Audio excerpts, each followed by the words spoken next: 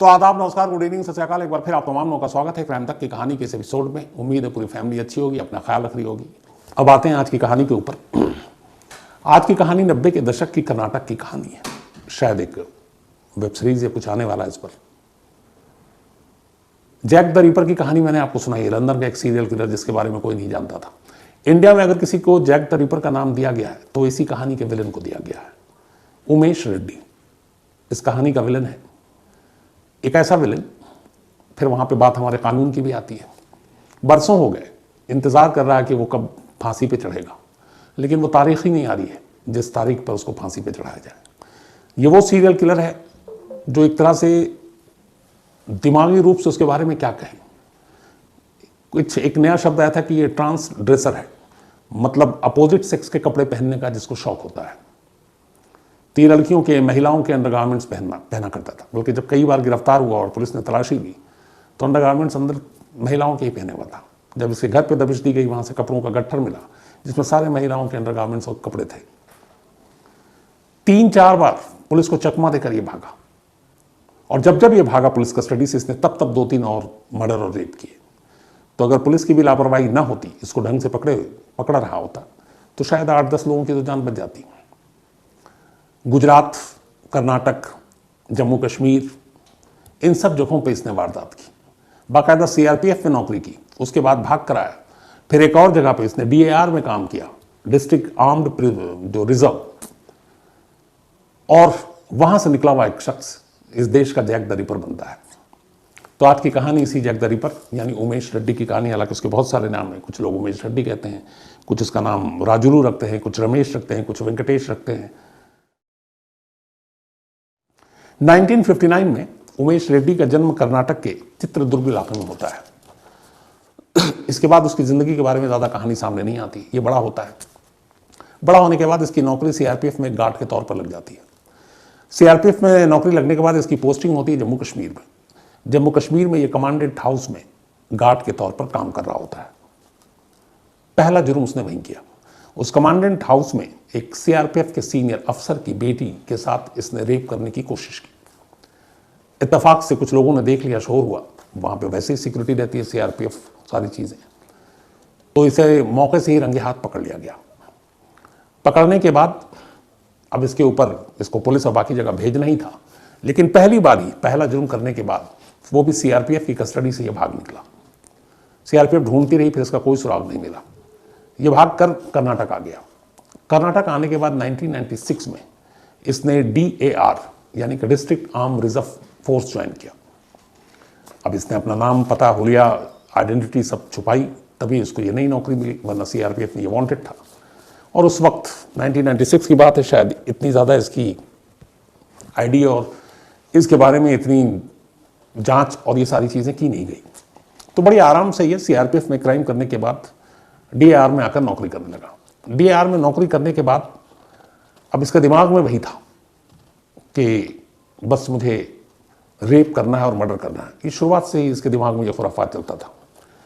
इस नौकरी के दौरान अब उसने पहले रेकी करनी शुरू की। रेकी करनी शुरू की तो इसे एक बात पता चली कि जो ज़्यादातर लोग हैं, खासतौर पर इस वक्त बेंगलोर के अब इर्द गिर्द ही आ गया, तो उसे पता चला कि ज़्यादातर लोग ऑफिस चले जाते हैं, दुकान चले जाते हैं, काम पे चले जाते हैं, और घर में महिलाएं अकेली होती हैं। तो 11 से 3 का ये जो टाइम है, उसमें बहुत सारे घरों में महिलाएं अकेले होती हैं। उनके पति, उनके बच्चे काम पे चले जाते हैं, स्कूल चले जाते हैं। उसने 11 से 3 का ही ये समय फिक्स किया अपने शिकार के लिए। और इसके बाद ये किसी न किसी घर में, जहाँ पहले ये दिन में रेकी करता, पता कर लेता कि इस घर में ये महिला अकेली है। उसके बाद ये वहाँ पहुँचता। पहुँचने के बाद पता पूछने के बहाने किसी फर्जी नाम लेता कि यहाँ कहाँ रहते हैं, या पानी प्यास लगी है। जैसे ही महिला दरवाज़ा खोलती, ये अंदर दाखिल होता चाकू की नोक पर, फिर उसका रेप करता, फिर उसे मर्डर कर देता उसका। और जाते आते कुछ गहने वहने लूट के चला जाता ताकि पुलिस को ये लगे कि मामला लूटपाट का है। इसने एक के बाद एक ऐसी कई वारदातों को अंजाम दिया, लेकिन कड़ियां पुलिस जोड़ नहीं पा रही थी, इसलिए अब तक पता नहीं था कि इस शहर में एक सीरियल रेपिस्ट या किलर घूम रहा है। लेकिन धीरे धीरे जब ऐसे इंसिडेंट बढ़ने लगे तो कहते हैं बेंगलोर के आसपास लोगों में एक दहशत फैल गई। लोग अनजान आदमी को, खासतौर पर दिन में 11 से 3, चूंकि ज़्यादातर वारदात हुई, घरों के दरवाजे बंद रखो, घरों के दरवाज़ों को मजबूत बनाया गया, और यह था कि किसी भी अनजान शख्स के लिए दरवाज़ा ना खोलो। दहशत इतनी थी। इधर पुलिस के ऊपर भी दबाव था, एक के बाद एक वारदात हो रही थी। अब ये करता रहा ये सारी चीजें वारदात, लेकिन अभी तक पकड़ा नहीं गया था। फिर इसने 1996 में ही जब डीआर में नौकरी लगी, वहीं एक लड़की के साथ रेप करने की कोशिश की, लेकिन इत्तेफाक से उस लड़की के हाथ में एक पत्थर आ गया और उसने उस पत्थर से निशाना लगाया, उसे चोट लगी, वो गिरा और इतना मौका मिला कि वो लड़की वहां से भाग गई। उसकी आबरू भी बच गई और जान भी बच गई। लेकिन इसके 2 दिन बाद ही उसने उसी इलाके में 6 दिसंबर 1996 को एक 16 साल की लड़की को अकेला पाकर उसके साथ रेप किया और फिर उसे मार डाला। भले मारा नहीं, उसका रेप किया। रेप करने के बाद वो भाग गया। अब वो चला गया वापस। अच्छा, ये एक इंसिडेंट करता और उसके बाद ड्यूटी भी ज्वाइन कर लेता। लगभग कई महीने बीत गए। उसके बाद अचानक एक दिन वहां पे एक परेड चल रहा था जिसमें ये डीआरए की टीम भी थी, डीआर के, और उसका ये मुलाजिम था। अब उस परेड में ये भी मौजूद था। तो जब, बल्कि दिसंबर में हुआ था, जनवरी की बात है, 26 जनवरी, महीने भर के अंदर, 1 महीना और 20 दिन। तो उस परेड में ये था और इत्तेफाक से वो लड़की उस परेड में थी जिसका रेप हुआ था। परेड में उसने उसको देखा कि ये तो उसका रेपिस्ट, उसका बलात्कारी है। उसे यकीन नहीं हुआ। 16 साल की लड़की। उसने फौरन वहां पे जो मौजूद थे सिक्योरिटी स्टाफ और ये लोग, उनको बताया कि मेरा रेप हुआ और इस रेप में शामिल एक शख्स यहाँ परेड में हिस्सा ले रहा है। बात लोगों को अजीब लगी, लेकिन उन्होंने पकड़ा। ये पहली गिरफ्तारी थी उसकी, अब कश्मीर से बाहर आने के बाद। अब इसके बाद उसको पकड़ने के बाद पहले तो डीआर से नौकरी से निकाल दी गई और फिर 1997 में कोर्ट के आदेश पर इसको बेल्लारी जेल में ट्रांसफर किया गया। लेकिन जब ये बेल्लारी जेल में ट्रांसफर किया जा रहा था, पुलिस को चकमा देकर भाग निकला, पुलिस की वैन से ही। कैसे भागा? उसने पुलिस वालों को रास्ते में लालच दिया। उसने कहा कि चिकन और ये सब खिलाएंगे, दारू पिलाएंगे, किसी ढाबे पे रोको, मैं भी खाऊंगा, पैसे हैं। पुलिस वाले रोक दिए। हाथ में हथकड़ियाँ थी। उसके बाद इसने कहा कि मुझे वॉशरूम जाना है, हथकड़ी खोल दो। पुलिस वाले खाने में मगन। और ये वहां से अचानक हथकड़ी खुलते ही 1 2 3, तो ये वहां से दूसरी बार भागा। पहली बार सीआरपीएफ की कैद से भागा था और अब यहां से भागने के बाद अब ये बड़ौदा पहुंच गया। बड़ौदा में जाने के बाद इसने 3 अलग अलग लड़कियों को 10-15 दिन के अंदर अंदर उनका रेप किया और उनका मर्डर किया। अब ये करता रहा, फिर बड़ौदा से इधर उधर भटका, फिर ये वापस कर्नाटक पहुंच गया। कर्नाटक आने के बाद एक यहां अजीब सी चीज हो रही थी। बेंगलोर के इर्द गिर्द पुलिस के पास कुछ कंप्लेंट आ रहे थे। कंप्लेंट ये था कि बहुत सारी जो महिलाएं और लड़कियां अपने कपड़े सूखने के लिए डालती हैं बाहर आंगन में, छतों पर, तो उन महिलाओं और लड़कियों के अंडरगारमेंट्स गायब हो रहे हैं कपड़ा सुखाते वक्त। अब ये बड़ी अजीब सी कंप्लेंट भी थी और पुलिस के लिए वो बड़ी अजीब थी कि ये मामला क्या है। अब पुलिस को कुछ समझ में नहीं आ रहा। अब तक उमेश रेड्डी की वो सच्चाई भी नहीं पता थी पुलिस को। तो अब जब ये आया कि अंडरगारमेंट्स चोरी हो रहे हैं, इसी के बाद पुलिस ने कहा कि चलो पता करते हैं कि कौन लोग हैं। तो इस मामले में अचानक एक जगह पर यह चोरी कर रहा था और ऐसे ही लोगों को शक हुआ, तो वो छत के ऊपर था। तो देखा कि छत पे कोई आ गया है। इसने छत से छलांग मार दी बचने के लिए। छलांग मारी तो इसका पैर मुड़ गया। पैर मुड़ गया तो अब ये दौड़ नहीं सकता था। तब तक आस पड़ोस के लोग नजदीक आ गए। ऊपर से महिला चिल्ला रही है। इन लोगों ने इसे पकड़ लिया। पकड़ने के बाद पुलिस के हवाले कर दिया। अब पुलिस उसको थाने ले गई। जब थाने ले जाकर उससे पूछताछ हुई तो ये था कि अब चूंकि अंडरगारमेंट की चोरी हो रही है, तो पुलिस ने कहा कि तुम यहाँ क्या कर रहे थे। पहले तो ये मना करता रहा। फिर पुलिस ने कहा कि अच्छा, तो अपने कपड़े उतारो। जब उसने अपनी पैंट उतारी तो पुलिस ने देखा कि ये लड़कियों के अंडरगारमेंट्स पहने हुआ। अब पुलिस को बड़ा अजीब लगा। फिर पुलिस ने उसका घर पूछा। उसके बाद घर पे पुलिस ने दबिश दी। वहाँ कपड़ों की एक गठरी मिली और उसमें सारे लड़कियों के अंडरगारमेंट्स रखे थे। अब पुलिस को ये लगा, इसके बाद फिर पुराने केसेस जो थे, फिर पता चला कि ये वो है जो भागा था, डीआर में काम करता था। तो इसको फिर, हालांकि इसने शुरुआत में जब पकड़ा गया तो इसने अपना नाम बताया वो कुछ और, कि मेरा नाम रमेश है। लेकिन फिर ये सारी चीज़ें, पुराने केस खुले तो पता चला कि नहीं, ये तो रेड्डी है और कई रेप और मर्डर केसेस में वांटेड है।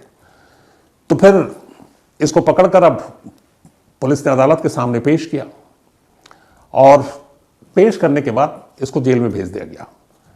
जेल जाने के बाद अब ये एक बार फिर से बाहर निकलता है पेशी के लिए और पुलिस की हिरासत से भाग जाता है। अब पुलिस परेशान कि ये मामला क्या है, ये बार बार भाग रहा है। उधर लोगों में ये है कि एक serial rapist, serial killer Jack the Ripper अब तक नाम दिया गया है और ये इस तरीके से यहाँ से भाग रहा है। तो पुलिस की लापरवाही पर भी उंगलियां उठी।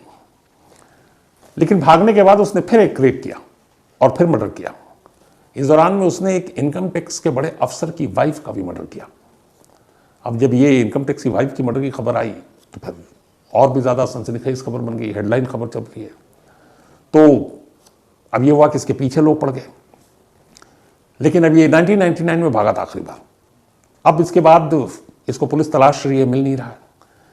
लेकिन फिर इसके बाद पुलिस ने इसको एक बार और पकड़ा, और इस बार एक रेप और मर्डर करने के बाद जा रहा था। और इस दौरान में इसकी इतनी दहशत हो गई थी कि बहुत सारी जगह पे इसकी तस्वीरें पुलिस ने अब छपवा कर पोस्टर चिपकवा दिए थे। तो उधर पुलिस की मुसीबत ये हो गई कि जैसे ही जरा सी भी किसी की शक्ल हूबहू उमेश रेड्डी से मिलती, वो लोग पुलिस को फोन मिला देते, घंटी बजने लगती और कहते कि हमने यहाँ देखा। पुलिस की टीम अलग अलग इलाकों में पहुंच रही, पता चल रहा है कि दिखने में तो वैसा है लेकिन ये वो शख्स नहीं है। तो यहाँ पुलिस की मुश्किल ये भी थी। और ये जब जब कस्टडी से भागता तब तब रेप करता और मर्डर करता। 17 मई 2002 आखिरी बार ये गिरफ्तार हुआ। गिरफ्तारी भी उसकी ऐसी हुई कि एक ट्रेन से बेंगलुरु पहुंचा। चूंकि ये क्राइम करने के बाद कुछ दिन के लिए फिर बेंगलुरु से निकल जाता है, इधर उधर भागता, गुजरात जाता और कहीं जाता। तो हमेशा वारदात करने के बाद पुलिस को चकमा देने के लिए बेंगलुरु छोड़ देता, लेकिन फिर मामला ठंडा होते ही वापस आ जाता। ऐसे ही 17 मई 2002 को ये वापस कुछ दिन बाहर रहने के बाद बेंगलुरु लौट रहा था ट्रेन से। ट्रेन से लौटने के बाद ये यशवंतपुर रेलवे स्टेशन पे उतरता है, और यशवंतपुर रेलवे स्टेशन पर उतरने के बाद क्लॉक रूम में स्टेशन पर ही अपना सामान जाकर जमा कर देता है। सामान जमा करने के बाद रात के करीब 8 बजे का वक्त था। स्टेशन से बाहर निकला, इसे अपने थोड़े अब हुलिया चेंज करना था, बाल कटाने थे, शेप बनाना था। तो स्टेशन के बाहर ही एक सैलून था, उस सैलून में ये पहुंच जाता है और वहाँ अपने बाल कटा रहा होता है। लेकिन तभी एक ऑटो ड्राइवर ने उसको सैलून के अंदर जब दाखिल होते हुए देखा तो उसे लगा कि ये वही उमेश रेड्डी है, क्योंकि अब तक उसके पोस्टर सारी जगह पे बट रहे थे। उसके नाम की इतनी दहशत हो चुकी थी कि महिलाएं घर में दिन में अकेले किसी को घर में अपने अनजान शख्स को घुसने तक नहीं देती थी। तो उस ऑटो ड्राइवर ने फौरन ने नज़दीक में एक पुलिस वाला था, उसको इन्फॉर्म किया कि जिस उमेश रेड्डी की तलाश है वो सैलून में बैठा हुआ है। अब पुलिस वालों को पता चला तो वो फौरन एक पूरी टीम आनन फानन में पहुंचती है और सैलून में घेर कर उमेश रेड्डी को गिरफ्तार कर लेती है। 2002 में उसकी गिरफ्तारी हुई और शुक्र है कि उसके बाद फिर वो कभी जेल से नहीं भागा। 2002 में गिरफ्तार होने के बाद जब उससे पूछताछ हुई तो उसने एक्सेप्ट किया कि उसे जो याद है जो उसने कहा कि उसने करीब 20 महिलाओं और लड़कियों को मारा और उनका रेप किया। कुछ को तो मारने के बाद भी रेप किया, मतलब मुर्दे के साथ। उससे पूछा गया तुमने ऐसा क्यों किया? उसने कहा मुझे नहीं मालूम, बस मुझे अचानक एक अंदर से कुछ जानवर जैसा जागता था और बस मैं निकल पड़ता था शिकार की तलाश में। तो महिलाओं के कपड़े क्यों पहनते थे? उसने कहा मुझे अच्छे लगते थे, मुझे ये अट्रैक्ट करते थे और इसीलिए मैं हमेशा, मतलब बरसों हो गया, मैं अंडरगारमेंट्स महिलाओं के ही पहनता हूँ, और वो भी खरीद कर कभी नहीं, या तो चुरा कर। और उनमें से ज़्यादातर अंडरगारमेंट्स वो थे जो इसकी शिकार बनी थी। जिन महिलाओं और लड़कियों का इसने रेप और मर्डर किया वो उनके अंडरगारमेंट्स निशानी के तौर पर अपने साथ ले जाता था और फिर उन्हें वो पहनता था। तो ये जब जब गिरफ्तार हुआ तब तब इसने हमेशा लड़कियों या महिलाओं के अंडरगारमेंट्स पहन रखे थे। इसको देखते हुए मनोवैज्ञानिक और बाकी लोगों ने राय दी। उसने कहा कि इस शख्स का समाज में खुलेआम घूमना बड़ा खतरनाक है, और इसीलिए फिर कोर्ट ने इस मामले में, पुलिस ने एक मजबूत केस तैयार किया। 26 अक्टूबर 2006 को बेंगलुरु फास्ट ट्रैक कोर्ट ने पहली बार अपना फैसला सुनाया। हालांकि 20 कत्ल के बाद उसने कबूल की, लेकिन पुलिस सबूत सिर्फ 9 मामलों की जुटा पाई। हालांकि पुलिस का मानना था कि 20, उसने कहा मुझे याद है, ये फिगर शायद 30, 40, 50 तक जा सकती है, लेकिन वो उसे याद नहीं। और पुलिस इस 20 में भी सिर्फ 9 केस स्टडी के ऊपर ही काम कर पाई, और वो 9 के बारे में फुल सबूत अदालत में उसने दाखिल किया। उन सबूतों को देखते हुए, 20 में से 9 कत्ल और रेप को देखते हुए 26 अक्टूबर 2006 को बेंगलुरु फास्ट ट्रैक कोर्ट ने उमेश रेड्डी को फांसी की सजा सुनाई। इसके बाद हालांकि उसने तब अदालत में कहा कि मैं ये सब कुछ पैसे की खातिर करता था, मैं रेप और उसके लिए नहीं करता था, मेरी माँ बीमार थी, मुझे पैसे चाहिए। लेकिन अदालत ने कहा कि तुम जब जब पुलिस कस्टडी से भागे 3-4 बार, तब तब तुमने रेप भी किया और मर्डर भी किया। अगर खाली मर्डर हो तो और लूटपाट हो तो समझ में आता है कि तुम्हारा मोटिव कुछ और है, लेकिन अगर माँ की मदद करनी और पैसे चाहिए तो फिर रेप क्यों? ये बात कन्विंस नहीं हो पाई अदालत, और इसीलिए उसे सजाए मौत हुई। 6 में यह आया फास्ट ट्रैक कोर्ट का मामला। इसके बाद मामला 2007 में कर्नाटक हाई कोर्ट में पहुंचा। कर्नाटक हाई कोर्ट में 2 जजों की डिवीजन बेंच के पास ये मामला पहुंचा। अब दोनों जो जज थे, इसे फांसी देनी कि नहीं देनी, इस पर उनकी राय बटी हुई थी। एक की थी कि देनी चाहिए और एक की थी कि नहीं, इसको उम्र कैद में बदल देनी चाहिए। तो जब 2 जजों की या किसी भी कोर्ट में जजों की जब राय बदल जाती है, मतलब आपस में नहीं मिलती है, और अगर वो टाई हो जाए या फिर डिफरेंट हो तो फिर बड़ी बेंच के पास मामले को भेजा जाता है। अब यहाँ 2 जज, दोनों जजों का फैसला, एक कह रहे हैं उम्र कैद, एक कह रहे हैं फांसी, तो फैसला हो नहीं पाया। तो इसके बाद 3 जजों की हाई कोर्ट की बेंच को ये मामला सौंपा गया कि फास्ट ट्रैक कोर्ट ने उमेश रेड्डी को फांसी की सजा सुनाई दी, आपका क्या कहना है। तो 3 जजों की जब बेंच के पास ये मामला गया तो 3 जजों की बेंच ने बहुमत से 3-0 से उमेश रेड्डी के गुनाहों को देखते हुए उसे फांसी की सजा देने के निचली अदालत के फैसले पर मुहर लगा दी और कहा कि इसकी मतलब सजा घटाने का कोई मतलब नहीं बनता, ऐसे सजाए मौत ही मिलनी चाहिए। इस फैसले के बाद मामला सुप्रीम कोर्ट में गया और सुप्रीम कोर्ट में 1 फरवरी 2011 को सुप्रीम कोर्ट ने भी दोनों कोर्ट के फैसले को बरकरार रखा और उमेश रेड्डी को फांसी की सजा सुनाई। यानी कि 2006 में लोअर कोर्ट ने फैसला सुनाया, 2007 में हाई कोर्ट ने और 2011 में सुप्रीम कोर्ट ने। तो कुल मिलाकर 5 साल में देश की तीनों अदालतों ने फांसी की सजा पर मुहर लगाई। अब आखिरी रास्ता था इसके बाद प्रेसिडेंट ऑफ इंडिया, इसने मर्सी के लिए, इसकी मां ने मर्सी पिटीशन दाखिल की। लेकिन 2013 में यानी कि सुप्रीम कोर्ट के फैसले के 2 साल के बाद, तब प्रेसिडेंट थे रामनाथ कोविंद, उन्होंने इस मर्सी पिटीशन को खारिज कर दिया और इसकी फांसी की सजा को बरकरार रखी। लेकिन इसके बाद इस सजा के या इस पिटीशन के खारिज होने के बाद 2016 में उसने फिर से सुप्रीम कोर्ट में एक रिव्यू पिटीशन दाखिल की, लेकिन सुप्रीम कोर्ट ने उसको भी रिजेक्ट कर दिया। अब लगभग ये साफ हो गया था, सब कुछ क्लियर है कि फांसी होगी। तभी इसने एक और चाल चली, इसने हाईकोर्ट में एक और पिटीशन लगाई और पिटीशन ये थी कि उसकी दिमागी हालत ठीक नहीं है, वो इसी वजह से ये सारे रेप मर्डर करता था। लेकिन कोर्ट ने फिर सारे मेडिकल और ये सारे रिपोर्ट मंगाए, दस्तावेज देखे और 2021 में उसकी उस अपील को भी खारिज कर दिया 2021 में। अभी हम 2022 में बैठे। अब सारे कानूनी रास्ते, सारी चीज़ें बंद हो गई थी, लेकिन फिर इसने एक और स्पेशल अपील कर दी सुप्रीम कोर्ट में 2020 की शुरुआत में। और ये जो हाई कोर्ट पे उसने कहा था कि मानसिक हालत उसकी ठीक नहीं है, हाई कोर्ट ने रिजेक्ट कर दिया, ये उसी के ऊपर सुप्रीम कोर्ट पहुंच गया। अब सुप्रीम कोर्ट में ये मामला पेंडिंग है, अभी फैसला नहीं आया और ये वहीं कर्नाटक में जेल में बंद है उमेश रेड्डी। तो जो फैसला 2006 से 11 तक देश की तमाम अदालतों ने दे दिया, 13 में प्रेसिडेंट ऑफ इंडिया ने उसकी दया याचिका खारिज कर दी। फिर उसने कानून का अलग अलग सहारा लिया, खेल खेला और आज मतलब 13 के बाद आज कितने 7-9 साल हो गए हैं, अभी भी उसकी एक अर्जी सुप्रीम कोर्ट में लटकी हुई है और इसीलिए उमेश रेड्डी को फांसी नहीं दी जा सकी। मतलब जो इंडियन जैक द रिपर, जिसकी वजह से एक ज़माने में बेंगलोर में दहशत का आलम था, वो शख्स जिसको 2002 में गिरफ्तार किया गया, 20 साल हो गए उस हिसाब से, अगर आप देखें 20 ईयर्स, 20 साल में भी उसके गुनाहों की सज़ा अब तक नहीं दी जा सकी।